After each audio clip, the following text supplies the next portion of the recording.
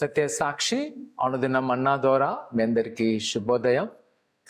నేటి యొక్క ఉదయకాల ఆరాధన దేవుని యొక్క మందిరంలో ఉదయం 10 గంటలకు ఉంటుంది. ప్రతి వారు సకాలంలో రావాల్సిందిగా కోరుకుంటున్నా.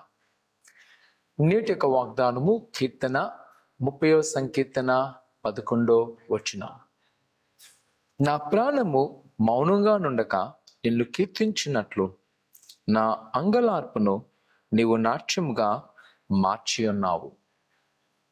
ప్రియ సహోదరి సహోదరులారా, భక్తుడైన దావీదు గారి జీవితంలో అనేకమైన ఎదురీతలు ఒడిదుడుకులు మనము చూస్తూ ఉంటాం.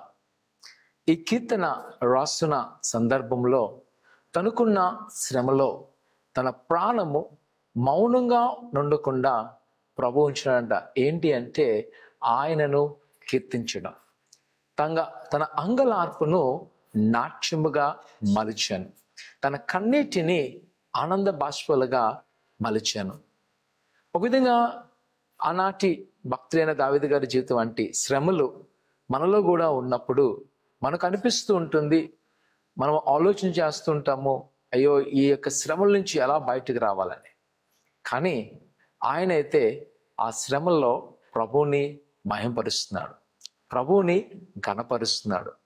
అందుకనే ఆయన జీవితంలో చూస్తుంటాము అనేకమైన ఆపద నుంచి, శ్రమ నుంచి దేవుడు రక్షించడం.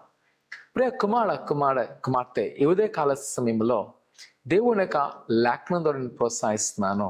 ఈరోజు నువ్వు దిగులుతున్నావు అని ఆందోళన చెందక, భయపడక, ప్రభువుని కన్నీటిని ఆనంద బాష్పాలుగా మలచిపోతున్నాడు. మనం చేయాల్సిన ఒకటే, నా ప్రాణమా ఆయన సన్నిధిలో ఊరుకుండము, ఆయన సన్నిధిలో ఓపిక పట్టుండము. ఆయన నీ పట్ల నా పట్ల తన చిత్తమును నెరవేర్చును. ఆయన మనకు కావలసిన ప్రతి ఒక్క వనులను, ప్రతి ఒక్క పరిస్థితులను ఆయన మార్చేయబోతున్నాడు.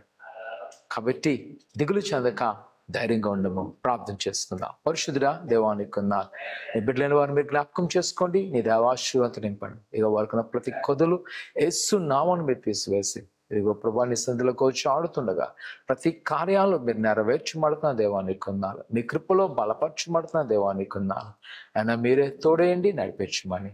అని దినాన్ని ఎవరైతే సందుకు వచ్చి మొరుపెడుతుండగా వారి యొక్క ప్రతి బాధ దుఃఖానికి అప్పగిస్తుండగా వాటిని అంగీకరించి నీ కాపుదల నుంచి విజయం దయచేయమని యేసునామమున అడుగుతున్నాం తండ్రి, ఆమేన్. ప్రియ కుమార్తె ఆయన సన్నిధిలో కన్నీటి కాచుటకు దిగులు చెందక ఆనందంగా ఉండు. ప్రభుని పట్ల గొప్ప కార్యం చేయను. ఆమేన్.